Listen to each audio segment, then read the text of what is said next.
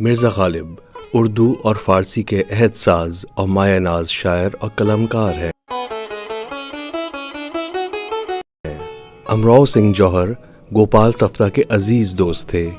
ان کی دوسری بیوی کے انتقال کا حال تفتہ نے مرزا صاحب کو بھی لکھا تو انہوں نے جواباً لکھا، امراؤ سنگھ کے حال پر اس کے واسطے مجھ کو رحم اور اپنے واسطے رشک آتا ہے۔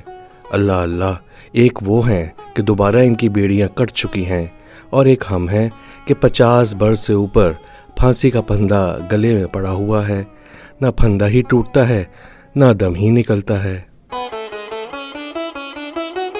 مرزا کے دوست حکیم رضی الدین خان، جن کو عام پسند نہیں تھے، مرزا صاحب کے مکان پر آئے۔ دونوں دوست برآمدے میں بیٹھ کر باتیں کرنے لگے۔ اتفاق سے ایک کمہار اپنے گدھا لیے سامنے سے گزرا۔ زمین پر آم کے چھلکے پڑے تھے۔ گدھے نے ان کو سونگھا اور چھوڑ کر آگے بڑھ گیا۔ حکیم صاحب نے جھٹ سے مرزا صاحب سے کہا، دیکھیے آم ایسی چیز ہے جسے گدھا بھی نہیں کھاتا۔ مرزا صاحب فوراً بولے، بے شک گدھا نہیں کھاتا۔ ایک روز مرزا صاحب کے شاگرد میر مہدی مجروح ان کے گھر آئے۔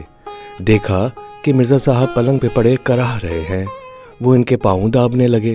انہوں نے کہا، بھئی تو سید زادہ ہے، مجھے کیوں گناہ گار کرتا ہے؟ میر مہدی مجروح نہ مانے اور کہا، آپ کو ایسا ہی خیال ہے تو پیر دابنے کی اجرت دے دیجیے گا۔ مرزا صاحب نے کہا، ہاں اس میں کوئی مضاحکہ نہیں۔ جب وہ پیر داب چکے تو انہوں نے ازراہ مذاق اجرت مانگی۔ مرزا صاحب نے کہا، بھیا کیسی اجرت؟ تم نے میرے پاؤں دابے، میں نے تمہارے پیسے دابے، حساب برابر ہو گیا۔ مرزا غالب ایک بار اپنا مکان بدلنا چاہتے تھے، چنانچہ اس سلسلے میں کئی مکان دیکھے، جن میں ایک کا دیوان خانہ مرزا صاحب کو پسند آیا، مگر محل سرا دیکھنے کا موقع نہ مل سکا۔ گھر آ کر بیگم صاحبہ کو محل سرا دیکھنے کے لیے بھیجا۔ جب وہ دیکھ کر واپس آئیں تو بتایا کہ اس مکان میں لوگ بھلا بتاتے ہیں۔ مرزا صاحب یہ سن کر بہت ہنسے اور کہا، کیا آپ سے بڑھ کر بھی کوئی اور بھلا ہے؟ مارہرے کی خانقاہ کے بزرگ سید صاحب عالم نے غالب کو ایک خط لکھا۔ ان کی تحریر نہایت شکستہ تھی، جسے پڑھنا جوئے شیر لانے کے مترادف تھا۔ غالب نے انہیں جواب دیا، پیر مرشد، خط ملا، چوما، چاٹا، آنکھوں سے لگایا، آنکھیں پھوٹی ہوں، جو ایک حرف بھی پڑھا ہو، تعویذ بنا کر تکیے میں رکھ لیا، نجات کا طالب غالب۔ ایک مرتبہ جب ماہ رمضان گزر چکا تو بادشاہ بہادر شاہ ظفر نے مرزا صاحب سے پوچھا، مرزا تم نے کتنے روزے رکھے؟ مرزا صاحب نے جواب دیا، پیر مرشد ایک نہیں رکھا۔ مرزا صاحب نے ایک دوست کو دسمبر 1858 کی آخری تاریخوں میں خط ارسال کیا۔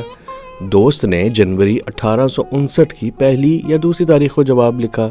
مرزا صاحب ان کو لکھتے ہیں، دیکھو صاحب یہ باتیں ہم کو پسند نہیں، 58 کے خط کا جواب 59 میں بھیجتے ہو، اور مزہ یہ جب تم سے کہا جائے گا تو کہو گے میں نے دوسرے ہی دن جواب لکھ دیا تھا۔ ہنگامہ غدر کے بعد جن دنوں مرزا صاحب کی پینشن بند تھی، موتی لال میر منشی لیفٹیننٹ گورنر بہادر پنجاب مرزا صاحب کے مکان پر آئے۔ دوران گفتگو پینشن کا بھی ذکر آیا۔ مرزا صاحب نے کہا، تمام عمر اگر ایک دن شراب نہ پی ہو تو کافر، اگر ایک دفعہ نماز پڑھی ہو تو گناہ گار، پھر بھی نہیں جانتا کہ سرکار نے کس طرح مجھے باغی مسلمانوں میں شمار کیا۔ غدر کے ہنگاموں کے بعد جب پکڑ دھکڑ شروع ہوئی تو مرزا غالب کو بھی بلا لیا گیا۔ وہ کرنل براؤن کے روبرو پیش ہوئے تو وہی کلہ جو یہ پہنا کرتے تھے حسب معمول ان کے سر پر تھی، جس کی وجہ سے کچھ عجیب و غریب وضاحت معلوم ہوتی تھی۔ انہیں دیکھ کر کرنل براؤن نے کہا، ویل مرزا صاحب تم مسلمان لگتا ہے۔ مرزا صاحب نے نہایت متانت سے جواب دیا، آدھا مسلمان ہوں۔ کرنل براؤن نے تعجب سے کہا، آدھا مسلمان کیا مطلب؟ شراب پیتا ہوں، سور نہیں کھاتا۔ مرزا صاحب فوراً بولے۔ مرزا قید سے چھوٹ کر آئے تو میاں کالے صاحب کے مکان پر آ کر رہے۔ ایک روز میاں صاحب کے پاس بیٹھے تھے کہ کسی نے آ کر قید سے چھوٹنے کی مبارکباد دی۔ مرزا نے کہا، کون بھڑوا قید سے چھوٹا ہے؟ پہلے گورے کی قید میں تھا، اب کالے کی قید میں ہوں۔ ایک شام مرزا صاحب کو شراب نہ ملی تو نماز پڑھنے چلے گئے۔ اتنے میں ان کے ایک شاگرد کو معلوم ہوا کہ مرزا کو آج شراب نہیں ملی، چنانچہ وہ مسجد کے سامنے پہنچا اور وہاں سے بوتل دکھائی۔ مرزا صاحب وضو کرنے کے بعد مسجد سے نکل گئے تو کسی نے کہا، یہ کیا، بغیر نماز پڑھے چل دیے؟ انہوں نے کہا، جس چیز کے لیے دعا مانگنی تھی وہ تو یوں ہی مل گئی۔ مرزا صاحب ایک روز فصیح الملک بہادر سے ملنے گئے۔ جب غلام گردش میں پہنچے تو خدمتگاروں نے صاحب عالم کو اطلاع دی کہ مرزا نوشد صاحب آ رہے ہیں۔ وہ کسی کام میں مشغول تھے، اس لیے مرزا صاحب کو فوراً نہ بلا سکے۔ مرزا صاحب کچھ دیر وہیں ٹہلتے رہے۔ اتنے میں صاحب عالم نے پکار کے ملازم سے پوچھا، ارے مرزا صاحب کہاں ہیں؟ مرزا غالب نے یہ سن کر وہیں سے جواب دیا، غلام گردش میں ہے۔ یہ سن کر صاحب عالم خود باہر تشریف لائے اور مرزا صاحب کو اندر لے گئے۔ دلی میں رات گئے کسی دعوت سے مرزا صاحب مولانا فیض الحسن فیض سہارنپوری کے ہمراہ واپس آ رہے تھے۔ راستے میں ایک تنگ و تاریک گلی کے آگے ایک گدھا کھڑا تھا۔ مولانا نے یہ دیکھ کر کہا، مرزا صاحب دلی میں گدھے بہت ہیں۔ مرزا نے فوراً جواب دیا، نہیں حضرت، باہر سے آ جاتے ہیں۔ ایک دن آفتاب غروب ہو رہا تھا تو سید سردار مرزا صاحب سے ملنے کے بعد جانے لگے تو مرزا صاحب خود شمع لے کے فرش کے کنارے تک آئے تاکہ سید صاحب اپنا جوتا روشنی میں دیکھ کر پہن لیں۔ انہوں نے کہا، قبلہ آپ نے کیوں تکلیف فرمائی؟ میں جوتا خود ہی پہن لیتا۔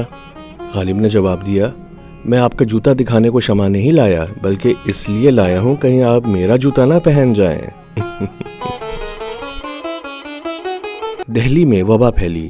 میر مہدی مجروح جو مرزا صاحب کے شاگردوں میں سے تھے، مرزا صاحب سے بذریعہ خط دریافت کیا کہ حضرت وبا شہر سے دفع ہوئی یا ابھی تک موجود ہے؟ مرزا صاحب نے جواب دیا، بھائی کیسی وبا، مجھ جیسے 66 برس کے بڈھے اور 64 برس کی بڑھیا کو نہ مر سکی تو تف ایسی وبا پہ۔